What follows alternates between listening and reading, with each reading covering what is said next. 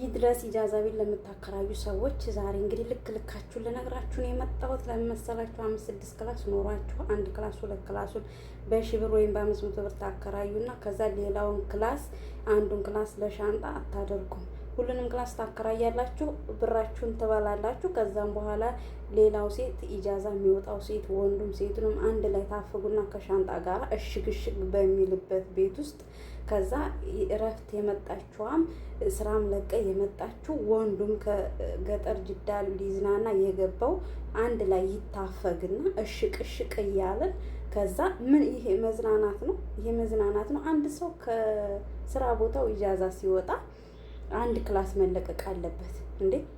እየከፈሉ አይደል እንደሚዝናኑት እየከፈሉን አይደል እንደምንዝናናው ማለት ይሄ ቤት ኪራይ እኮ በወር 120 ብር 130 ብር ነው የሚከፈለው አይደል? ለምንድን ነው የራሳችሁን ክላስ ዝንጥ አድርጋችሁ በወርቅ አሽቀርቅራችሁ አስቀምጣችሁ የኢጃዛ ገቢዎችን ወይም ደግሞ ኢጃዛ የሚመጡትን ሰዎች እሽቅ አሮዬ ምናምን ሻንጣ በርሜል ፍግ አድርጋችሁ እዛ ጋር ፎቶ ለመነሳት እንኳን እኮ እኔ በነገራችን ላይ ፎቶ ለመነሳት እንኳን የሚያስጠላ የሳውዲ ኢጃዛ ቤት ፎቶ ለመነሳት እንኳን በጣም ነው የሚያስጠላው።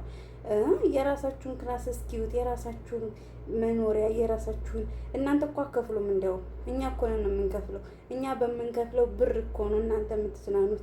ይብላኝ ኢጃዛ ለምወጡ፣ ይብላኝ ኢጃዛ ቤት ሄዳችሁ ስራ ለቃችሁ ለምትቀመጡ። እኔ እንኳን ፈልጌ በወጣ ነው፣ ግን ቋሚ ስራ የሌላችሁ ሰዎች ይብላኝላችሁ። እንዲህ በዛ ላይ የፈለጋችሁን አእምሯችሁ አሰሩ አበሉ።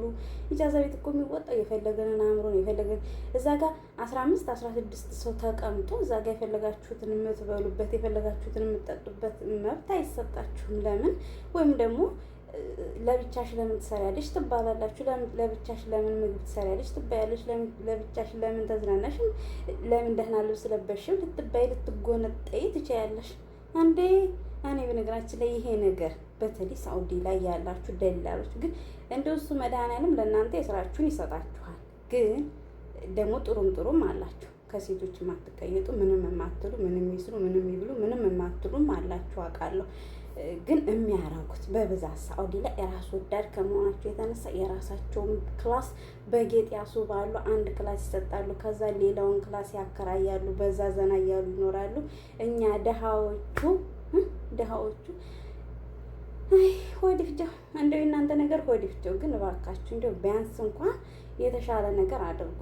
ቢያንስ እኛ ከስራ ቦታችን ምርትሃ ለመሆን ስንሄድ እዛ ዘና ብለን በቃ እንደፈለጋችን ተረግጠን ደንሰን ጨፍረን በቃ ያስጩኸንም ምንም ይበለንም ብቻ እንደፈለገን የምንሆንበት። ለምንድን ነው ነፃነት የማትሰጡ? በዛ ላይ ደህና ልብስ ከለበስን እሷ ደግሞ ወንድ ፊት ደህና ልብስ ለበስ ምን ችግር አለው ታዲያ? እኛ ምን እንሆን?